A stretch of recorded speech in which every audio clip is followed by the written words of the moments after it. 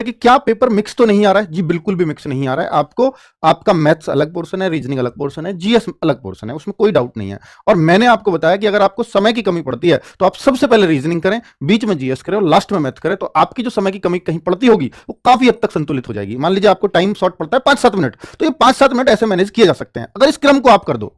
और इस क्रम में आप मॉक टेस्ट करके देख लेना, आपको विशेष फायदा होगा। अगर आपके सिर्फ 5-7 कम पड़ते हैं, अब कोई कहे मेरे को तो आधा ही घंटा कम पड़ता है, तो भाई कोई भी क्रम उसको मतलब क्रम बदलने से फिर वो आधा घंटा तो कम नहीं हो सकता, वो आपकी प्रैक्टिस की कमी है। ठीक है, चलो तो अगर मैं देखूं कि भाई यह नंबर सिस्टम है तो 2 से 3 प्रश्न नंबर सिस्टम से क्वेश्चन आए हैं। और किन किन चैप्टर से, एक बार मैथ्स की बात कर लेते हैं। एलसीएम एचसीएफ से भी 1-2 प्रश्न है। 1-2 प्रश्न इसलिए कह रहा हूं 1 से 2 क्योंकि किसी शिफ्ट में 1 है, किसी में 2 है, क्योंकि 3 शिफ्टों का एनालिसिस है। सिंप्लीफिकेशन में 3 क्वेश्चन सभी शिफ्टों में आ रहे हैं। ठीक है, एक आदमी किसी के में ना आए हो तो भाई 3 है, 2 में आए हो तो मैंने 3 लिख दिए होंगे, तो बुरा मत मानना। तो एवरेज 2 क्वेश्चन, हाँ इसमें भी कोई शिफ्ट कह रहे हैं कि 4 क्वेश्चन तक भी एवरेज में है।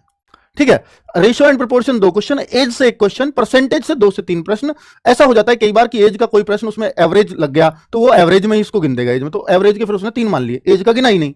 तो इस तरीके से हो जाता है कई बार, है ना। और एज वाले में तो ज्यादातर एवरेज एज के ही क्वेश्चन होते हैं।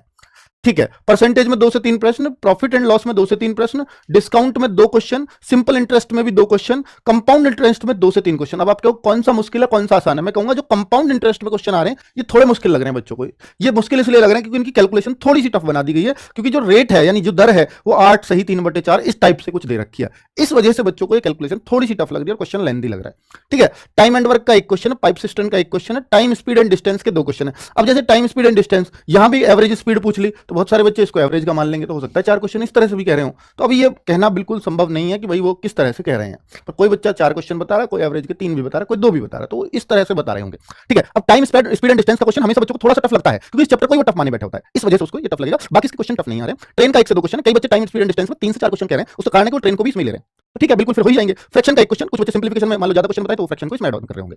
2D एंड 3D के 2 ही क्वेश्चन है। तो और अभी जो सुनने में आया 1 शिफ्ट का अगर मैं बताऊं तो 2 के 2 क्वेश्चन 2D से ही पूछ रहे थे, लेकिन ये थोड़े मुश्किल क्वेश्चन आ रहे हैं क्योंकि बच्चा इन क्वेश्चनों को नहीं बता पा रहा है। इट मींस कि ये क्वेश्चन टफ रहे होंगे। चलो अब अगर आगे मैं बात करता हूं रीजनिंग की, तो रीजनिंग कोडिंग रिकॉर्डिंग पहले सीरीज से देख लेते हैं।